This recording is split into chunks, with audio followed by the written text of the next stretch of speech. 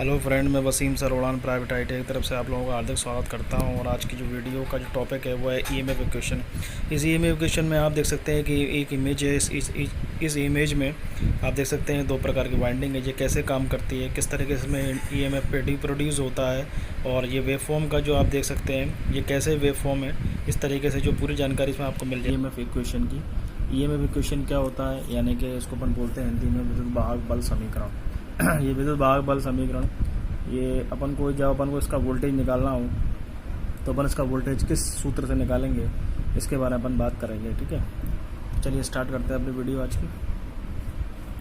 देखिए, मैंने आपके सामने एक ट्रांसफार्मर का एक क्रॉस सेक्शनल एरिया मैंने बना दिया है, जिसको अपन बोलते हैं कोर टाइप ट्रांसफार्मर। इस कोर टाइप ट्रांसफार्मर में आप देख सकते हैं ये टर्न्स है, यानी कि जो वाइंडिंग के तार हैं उसमें वाइंडिंग के तार में ये एनपी है। एनपी का मतलब होता है प्राइमरी टर्न्स। एन को मतलब टर्न्स से डिनोट किया जाता है। और इस एनपी टर्न्स में यानी कि प्राइमरी ये सिरा प्राइमरी है, तो इसका जो वोल्टेज है वो क्या होगा, यानी कि इसका जो ईएमएफ होगा वो उसको अपन प्राइमरी ईएमएफ मान लेते हैं। ठीक है, दूसरी साइड पे अपन देखते हैं तो दूसरी साइड पर अपन को जो टर्न्स होते हैं उसको अपन बोलते हैं यानी कि सेकेंडरी टर्न्स। तो ये सेकेंडरी टर्न्स की तरफ आप देख सकते हैं, अगर जिसको क्लोज कर दिया जाए तो यहाँ पर अपन को जो ईएमएफ है इसका, ठीक है, तो उसका ईएमएफ अपन को सेकेंडरी ईएमएफ कहलाएगा। ठीक है, और ये अपन बात कर लेते हैं यहाँ पर जो इस एसी सप्लाई के ज़रिए जो फ्लक्स पैदा हो रहा है यहाँ पर, इस फ्लक्स का नाम है फाई एम। फाई एम का मतलब होता है कोर में अत्यधिक फ्लक्स वेबर में, यानी कि जो कोर में सबसे मैक्सिमम फ्लक्स जो होता है उस फ्लक्स की अपन बात कर लेते हैं। उसको अपन किस में डिनोट करते हैं, वेबर में। चलिए अपन शुरू करते हैं। मान लो एनपी जो मैंने बताया था, एनएस सेकेंडरी टर्न्स को संख्या, फिर एफ फाई एम कोर में अत्यधिक फ्लक्स वेबर में बराबर बी मैक्सिमम इंटू ए, यानी कि जो होता है आपका फ्लक्स डेंसिटी और क्रॉस सेक्शनल एरिया। यानी कि यहाँ पर इसकी जो फ्लक्स डेंसिटी है, एक एरिया पर कितनी फ्लक्स डेंसिटी है, और उसका जो पूरा का एरिया है, यानी कि यहाँ तक का जो एरिया है, ये इसका एरिया, इसका क्रॉस सेक्शन एरिया है। अपन बात करते हैं सप्लाई की, यानी फ्रिक्वेंसी की। जो अपन फ्रिक्वेंसी की बात कर रहे हैं, यहाँ से लेके यहाँ तक की जो सप्लाई है वो कितनी है, बता 50 हर्ट्ज, यानी कि एक सेकंड में कम से कम 50 साइकिल पर सेकंड के हिसाब से इसमें अपनी साइकिल चलती है। एसी की आप जानते ही हैं।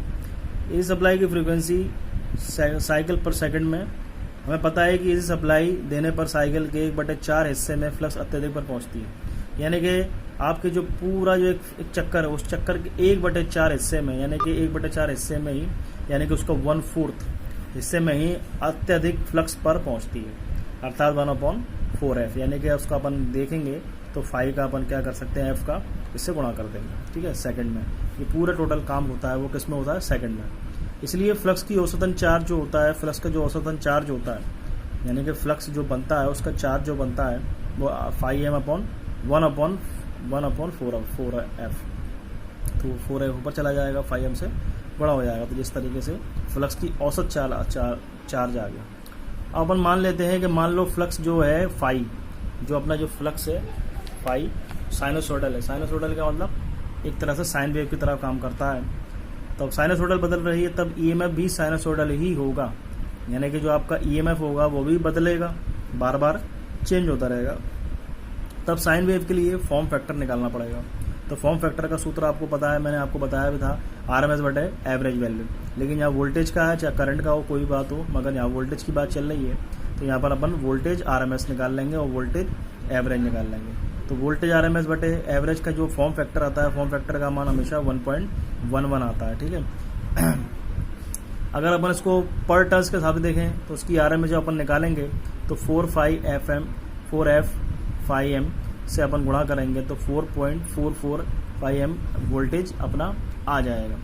क्योंकि इसलिए अगर अपन प्राइमरी वाइंडिंग में बात करेंगे वोल्टेज की, तो बात करते हैं प्राइमरी की, तो प्राइमरी में इस तरीके का 4.445 M F N P volts आ जाएगा। अगर अपन बात करें सेकेंडरी की, तो सेकेंडरी में भी ये टर्न्स आपके 4.445 एम एफ एन एस के नाम से ही, इसमें जो आपका जो ईएमएफ है, इसी ईएमएफ में ये इक्वेशन दोनों में सेम हो जाएगी।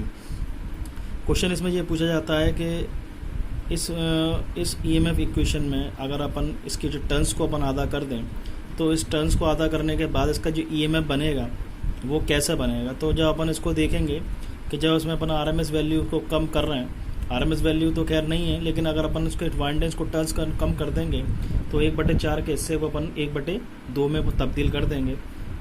तो दो में तब्दील करने के बाद जो क्या हो जाएगा 2.11, यानी कि आपके जो प्राइमरी जो टर्न्स हैं उसमें 2.4225 ये बाकी सब वही रहेगा।